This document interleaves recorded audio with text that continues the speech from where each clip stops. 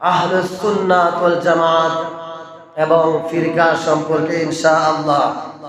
আমরা এই পৃথিবীতে যখন এসেছি একটি ফিতরাতের উপরে আমাদের জন্মগ্রহণ করা হয়েছে, সেটি হলো মুসলমান হিসেবে বলি সুবহানাল্লাহ। কিন্তু আমাদের যতই দিন যাচ্ছে ততই আমাদের মধ্যে ফিরকা বাড়তেছে, যতই দিন যাচ্ছে ততই আমাদের মধ্যে মত পার্থক্য, মতভেদ, হানাহানি, ইখতিলাফ বেড়ে যাচ্ছে। সেজন্য আমাদেরকে সতর্ক থাকতে হবে, আমাদেরকে সজাগ থাকতে হবে, যেন আমাদের ঈমানগুলি নষ্ট না হয়ে যায়। বলছে ইনশাআল্লাহ। এমন একটা জামানায় চলে এসেছি আমরা, ফিতনার জামানা। ঈমান ধরে রাখা বড় কঠিন। মুফাসসিরিনে কেরাম বলেছেন, একটি হাতের তালুতে আগুনের কয়লা কিংবা আংরা রাখাটা যেমন কষ্টসাধ্য, তার চাইতে আরো কঠিন কষ্ট হচ্ছে শেষ জামানায় ঈমান ধরে রাখা। বলছি আল্লাহু আকবার। আমার বন্ধুগণ, আমার বাবারা, বর্তমান কাদা চোরাচুরি আর সমালোচনা, গীবতে পরিবার, সমাজ, রাষ্ট্র আজকে ধ্বংসের প্রায় শেষ প্রান্তে। বলি নাউযুবিল্লাহ। আমাদেরকে সতর্কতার সাথে ইবাদত বন্দেগী করতে হবে এবং খুব সতর্কতার সাথে বন্ধু বানাতে হবে। বন্ধু যাকে তাকে বানানো উচিত হবে না। বন্ধু হবে একমাত্র আমাদের নামাজি, মুত্তাকি, পরহেজগার, আল্লাহওয়ালা। বলছি ইনশাআল্লাহ। আমার বন্ধুগণ, আজকের আলোচনা যে বিষয়গুলি এসেছে, আহলুস সুন্নাহ, আমরা নামটা শুনেছি তো, তাই না? আহলুস সুন্নাহ আমরা হয়তো কম বেশি জেনে আসছি।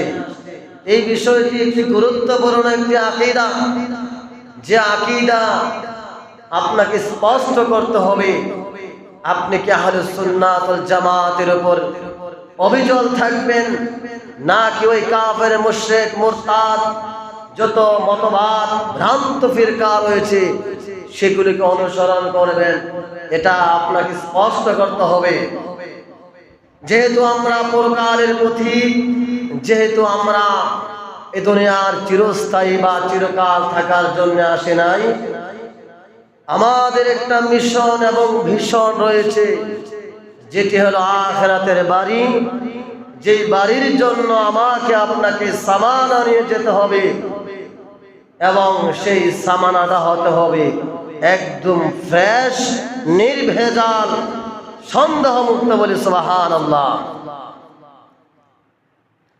আমার বন্ধুগণ, আমার বাবারা, তাহলে আমাদের ঈমানটা হতে হবে নির্ভেজাল। ঈমানে কোনো ভেজাল থাকা যাবে না, ঈমানে কোনো সন্দেহ থাকা যাবে না। আমি একজন মুসলিম, আমার বাবা মুসলমান, আমার বাড়ি জান্নাত, আমার কর্মস্থল দুনিয়া। এই বিষয়গুলি আমাকে সদা সর্বদা মনে রাখতে হবে। এই দুনিয়ায় আমি চিরকালের জন্য আসি নাই। এই দুনিয়া আমি চিরকাল আবাদান আবাদা, চিরস্থায়ীভাবে থাকার জন্য আসি নাই। এখানে একটা উদ্দেশ্য নিয়ে এসেছি, সেটি হলো আল্লাহর আনুগত্য। বলে সুবহানাল্লাহ। আহলুস সুন্নাত ওয়াল জামাতের পরিচয়, আহাল মানে পরিবার, একটি গোত্র, অনুসারী। সুন্নাত মানে সুন্নাহ। আহলুস সুন্নাত অর্থ হলো সুন্নাহর অনুসারী। আল জামাত অর্থ হচ্ছে মুসলমানদের মূল ধারার ঐক্যবদ্ধ দল। যখন আমরা ঐক্যবদ্ধ থাকি তখন এটাকে বলে জামাত, মানে ঐক্যবদ্ধ দল। এজন্য আল্লাহ রাসূল সাল্লাল্লাহু আলাইহি ওয়াসাল্লাম ভবিষ্যৎবাণী করে গিয়েছিলেন, কিয়ামতের পূর্বে শেষ জামানায়, কিয়ামতের পূর্বে শেষ জামানায় এমন এমন ফিরকা তৈরি হবে, আবির্ভাব হবে, যাদের কারণে অনেক মুসলমানদের ঈমানগুলি হরণ হয়ে যাবে বলে না আউযুবিল্লাহ। আমার বন্ধুগণ, আমার বাবারা, নবী আলাইহিস সালাতু সালাম বলেছেন, আপনার খ্রিস্টানদের ৭৩টা দল ৭২টা দল ছিল, মানে বনে ইসরাঈলের আমলে তাদের উম্মতদের মধ্যে ৭২টা ফিরকা কিংবা দল ছিল। নবী আলাইহিস সালাতু সালাম বলেন, আমার উম্মতদের হবে ৭৩টা। কয়টা? ৭৩টা দল হবে। এটা কি আমার কথা? আল্লাহ রাসূল সাল্লাল্লাহু আলাইহি সাল্লামের কথা।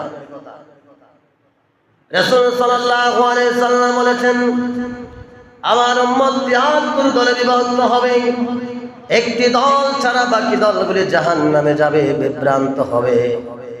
আর সাহাবায়ে কেরাম জিজ্ঞেস করলেন, ইয়া রাসূলুল্লাহ, ওই ভাগ্যবান দলটির নাম কি? নবী আলাইহিস সালাতু সালাম বলেন, ওই ভাগ্যবান জান্নাতের দলটি হলো আমি মুহাম্মদ সাল্লাল্লাহু আলাইহি ওয়াসাল্লাম এবং আমার সাহাবায়ে কেরাম যে পথে অবিচল, এই রাস্তা যারা অবলম্বন করবে, এই আদর্শ যারা অবলম্বন করবে, এই আদর্শ মোতাবেক যারা জীবন পরিচালনা করবে, আর তারাই হবে আহলুস সুন্নাত ওয়াল জামাত। সুবহানাল্লাহ। ইতিহাস ঘাটলে দেখা যায়, জরিপে দেখা যায়, সমাজের মধ্যে, এই পৃথিবীর মধ্যে যত দল রয়েছে, যত ফিরকা রয়েছে, সবাই নিজেকে দাবি করে আহলুস সুন্নাত ওয়াল জামাত, মানে আমরা ঐক্যবদ্ধ সুন্নতের অনুসারী, সবাই দাবি করে। যার যার পোস্টারে ব্যানারে লেখে প্রচারে আহলুস সুন্নাত ওয়াল জামাত, লেখে না? লেখে। কিন্তু এই ক্ষুদ্র জ্ঞানের গবেষণা রিসার্চ করে যা দেখলাম, এই অনুসারী লোকগুলি বর্তমান প্রচলিত ধারার যত ধরনের সংগঠন, যত ধরনের দল রয়েছে, ফিরকা রয়েছে, কোন দল নির্দিষ্টভাবে আহলুস সুন্নাত ওয়াল জামাতের উপর অবিচল নাই, অবিচল নাই। এটা দেখা যায়, ব্যক্তি ক্ষেত্রে পাওয়া যায় যে অমুক ব্যক্তিরা তমুক ব্যক্তিরা সে পরিপূর্ণ রাসূলের সুন্নত মানে, সাহাবায়ে কেরামদেরকে অনুসরণ করে, তাদের কর্ম পদ্ধতি অবলম্বন করে। এমন কিছু আলাদা আলাদা ব্যতিক্রমী ব্যক্তি নির্দিষ্টভাবে কিছু কিছু আমরা খুঁজে পাই, কিন্তু নির্দিষ্ট দল আমরা এখনো খুঁজে পাই নাই। তার মানে এটা কঠিন একটা বিষয়। আপনার আহলুস সুন্নাত ওয়াল জামাত, এই কথাটা যতটা গুরুত্ব, এই ক্যাটাগরির ব্যক্তিগুলি অবশ্যই আর গুরুত্ববান হবে বলে। সুবহানাল্লাহ। আমার বন্ধুগণ, আমার বাবারা, নবী আলাইহিস সালাতু সালাম বলেন, যারা আমার এবং আমার সাহাবীদের আদর্শের উপরে থাকবে তারাই জান্নাতে যাবে। আহলুস সুন্নাত ওয়াল জামাতের আকীদা কেমন? এক নম্বরে তারা কোরআন হাদিস মেনে নেবে। কোরআন হাদিস তারা মানবে, কোনটাকে তারা অস্বীকার করবে না, কারণ তারা জানে অস্বীকার করলে আমাদের ঈমান চলে যাবে। দুই নম্বর, আহলুস সুন্নাত ওয়াল জামাত মানে আমরা, এই যে আপনারা বলেন, আমি বলেন, আমরা তো দাবি করি আহলুস সুন্নাত ওয়াল জামাত। দুই নম্বরে আহলুস সুন্নাত ওয়াল জামাতের আকীদা হলো সাহাবায়ে কেরামকে সদা সর্বদা সম্মান এবং ইজ্জত দিতে হবে বলে। সুবহানাল্লাহ। সাহাবায়ে কেরামদেরকে ইজ্জত দিতে হবে, তাদের মর্যাদা রক্ষা করতে হবে। তিন নম্বর হলো চার ইমাম। আমরা যেই ইমামকে অনুসরণ করি, ইমামে আযম আবু হানিফা রাহিমাহুল্লাহ এবং ইমাম মালিক, ইমাম শাফি, ইমাম আহমদ ইবনে হাম্বল, এই চারজন প্রধান ইমামকে সম্মান করতে হবে বলে। সুবহানাল্লাহ। এটা হচ্ছে কি আহলে সুন্নাত ওয়াল জামাতের আকীদা। ৪ নম্বরে মুসলমানদের ঐক্য বজায় রাখা। মুসলমানরা কখনো ফারেক হবে না, তারা কখনো বিচ্ছিন্ন হবে না, তারা আলাদা আলাদা হয়ে চলবে না। তারা সদা সর্বদা ঐক্যবদ্ধভাবে তারা চলাফেরা করবে। আর এটাই হচ্ছে আহলুস সুন্নাত ওয়াল জামাতের আকীদা। বলে সুবহানাল্লাহ। 5 নাম্বার হলো আহলুস সুন্নাত ওয়াল জামাত যারা করবে তারা কখনো বেদাত করবে না, ভ্রান্ত আকীদা থেকে দূরে থাকবে। যে কেউ তাকে আমন্ত্রণ করবে সেখানে চলে যাবে না। যেমন উদাহরণস্বরূপ বাংলাদেশের কয়েকটি ফিরকা রয়েছে, তার মধ্যে হলো কাদিয়ানী।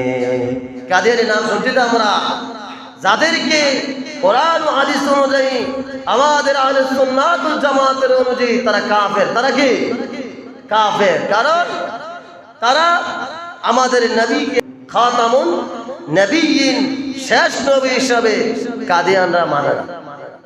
কাদিয়ানি চিনছেন তো?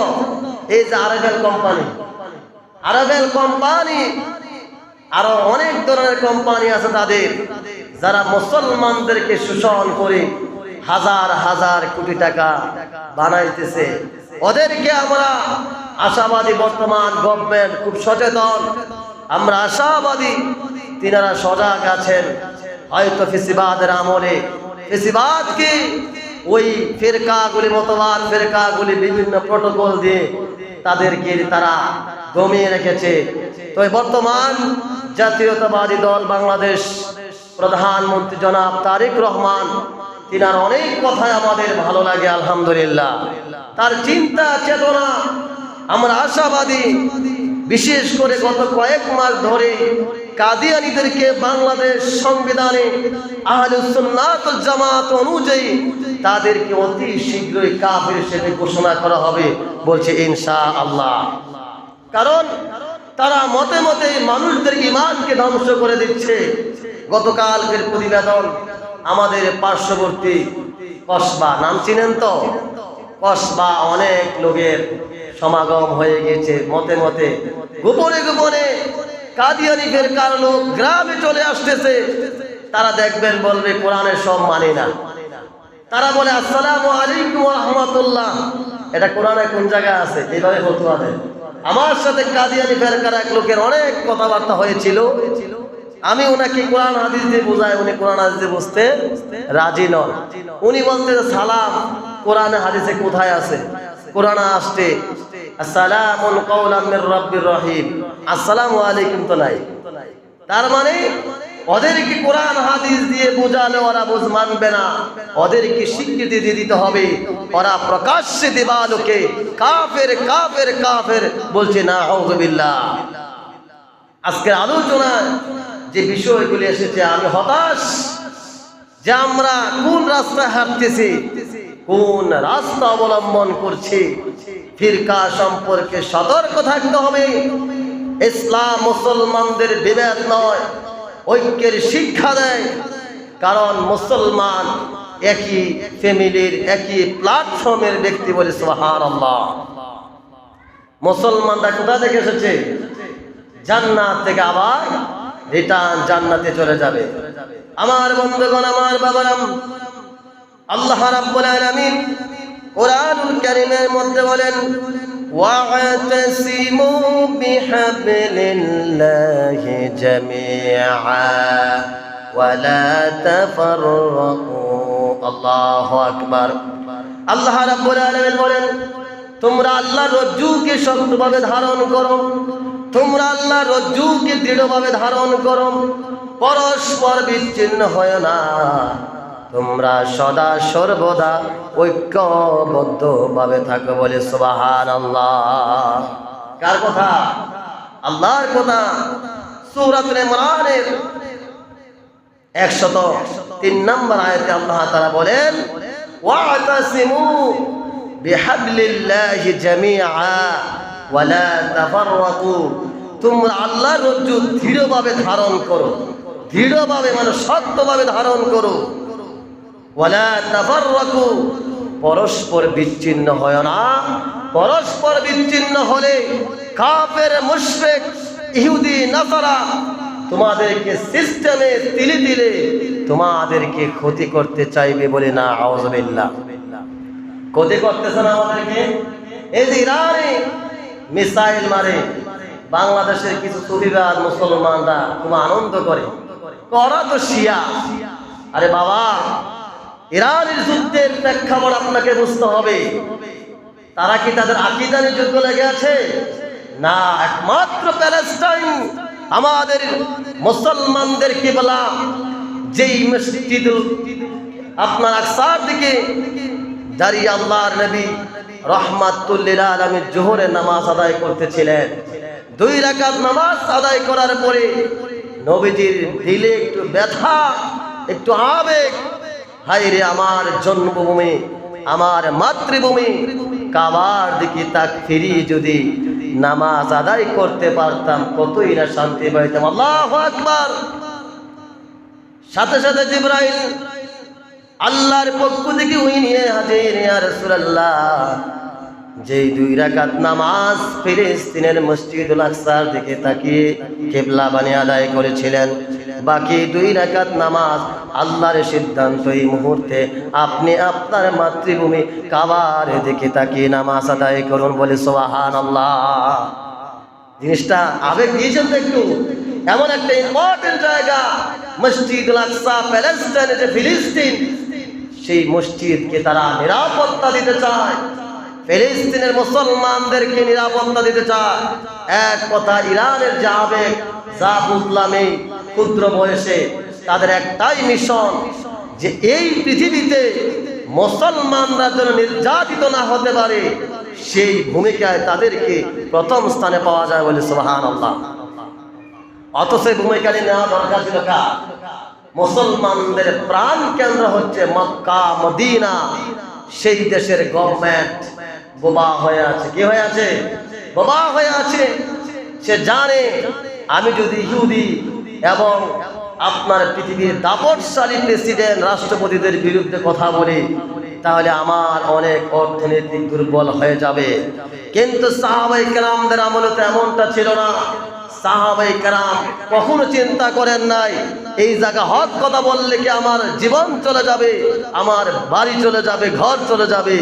এই চিন্তা ভাবনা করে তারা কখনো হক কথা বলে নাই। এজন্য আমার বন্ধুগণ, আমার বাবারা, সবাই শিক্ষিত মানুষ, সুশীল মানুষ, উদারত আহ্বান করব, আমরা বিচ্ছিন্ন হয়ে থাকবো না। সমাজের, রাষ্ট্রের যে কোনো কাজে আমরা ঐক্যবদ্ধ আছিলাম, ঐক্যবদ্ধ আছি এবং ভবিষ্যতে ঐক্যবদ্ধভাবে এই দেশের কল্যাণে, সমাজের কল্যাণে, উম্মার কল্যাণে, ইমানের কল্যাণে, ইসলামের কল্যাণে আমরা এক এবং আমরা দৃঢ় ঐক্যবদ্ধ থাকবো বলে ইনশাআল্লাহ। সবাই রাজি তো নাকি? সবাই বলছি ইনশাআল্লাহ। কারণ যখন আমরা ঐক্যবদ্ধভাবে থাকবো, কাফের মুশরিকরা হাজার চেষ্টা করেও আমাদেরকে দমাতে পারবে না। উদাহরণস্বরূপ বলি, আপনি এক হাতের মধ্যে এক মুষ্টি বেত নেবেন, সবগুলো কি চাইলে পারবেন একসাথে ভাঙতে? পারবেন? আপনি একসাথে সবগুলো ভাঙতে পারবেন? কেন পারবেন না? সবগুলো কি একত্রে আছে। আর যখন একটা একটা ভাঙবেন, দেখা যাবে সময়ের বিবর্তনে সবগুলি ভাঙ্গা সম্ভব। বলেন ঠিক কিনা?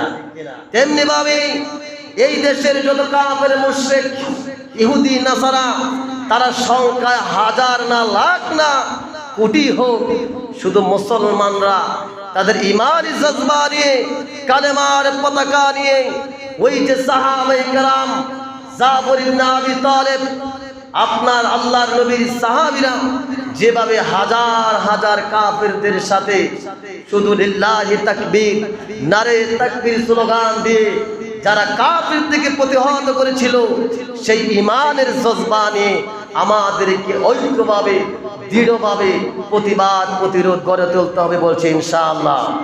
আমার বন্ধুগণ, আমার বাবারা, একজন মুসলমানের কর্তব্য হলো কোরআন ও সুন্নাহ এবং সাহাবায়ে কেরামদেরকে অনুসরণ করা, অনুকরণ করা। আল্লাহ নবীর সাহাবীরা কিভাবে তাদের জীবন যাপন করেছেন, তাদের কর্ম পদ্ধতি, তাদের ব্যবসা পদ্ধতি, তাদের অর্থনীতি পদ্ধতি, তাদের সমাজনীতি, তাদের রাষ্ট্রনীতি, তারা যেভাবে এই বিষয়গুলি তারা ফলো করেছেন, আমরাও চেষ্টা করতে হবে সেইভাবে ফলো করে এগিয়ে যাওয়ার জন্য। তাহলে এই জমিনে নাজিল হবে অগণিত রহমত আর বরকত। পড়ছি সুবহানাল্লাহ। আমার বাবারা, বন্ধুরা আমার, আহলে সুন্নাত ওয়াল জামাত কারা? অনেকে আমরা জিজ্ঞেস করি যে হুজুর, আহলে সুন্নাত ওয়াল জামাত জান্নাতে যাবে, বাকি 72টা জাহান্নামে যাবে, একটু জিনিসটা বলেন তো। আহলে সুন্নাত ওয়াল জামাতের বৈশিষ্ট্য হলো, আহলে সুন্নাত ওয়াল জামাত কোরআনের কোন নিদর্শনকে তারা অস্বীকার করবে না, আল্লাহ নবীর কোন হাদিসকে তারা অবমাননা করবে না, অবজ্ঞা করবে না। যারা এই কোরআন ও হাদিসকে অবজ্ঞা করবে, অবমাননা করবে, তুচ্ছতা ছিল্ল বলে যারা এগুলিকে বিভিন্ন ধরনের ট্যাগ দিবে, তারা আহলে সুন্নাত ওয়াল জামাতের অন্তর্ভুক্ত নয়। তারপরে হচ্ছে উম্মার ইমাম মুহাদ্দিস আলেমদেরকে অনুসরণ করা বলে সুবহানাল্লাহ। আলেম ইমাম মুহাদ্দিস কারা? অনেকে আমরা জানি না। যারা হাদিস নিয়ে গবেষণা করে, হাদিস নিয়ে রিসার্চ করে, যারা হাদিসের উপর তাদের সময়টাকে অতিবাহিত করে, তাদেরকে বলা হয় মুহাদ্দিস। হাদিসের উপরে যিনি পারদর্শী, যার জ্ঞান বেশি, তিনি হলেন মুহাদ্দিস। আর মুফাসসির হলেন যিনি কোরআনের উপর জ্ঞান রাখেন, কোরআনের ব্যাখ্যা, তাফসীর, বিশ্লেষণ করার সক্ষমতা রয়েছে, তাকেই বলা হয় মুফাসসির। আর মুফতি বলা হয় কোরআন, হাদিস, ফিকহ সমন্বয়ে ইসলামের একাধিক জ্ঞানের উপর যার অনেক জ্ঞান অর্জন রয়েছে, তাকেই বলা হয় মুফতি। বলে আলহামদুলিল্লাহ।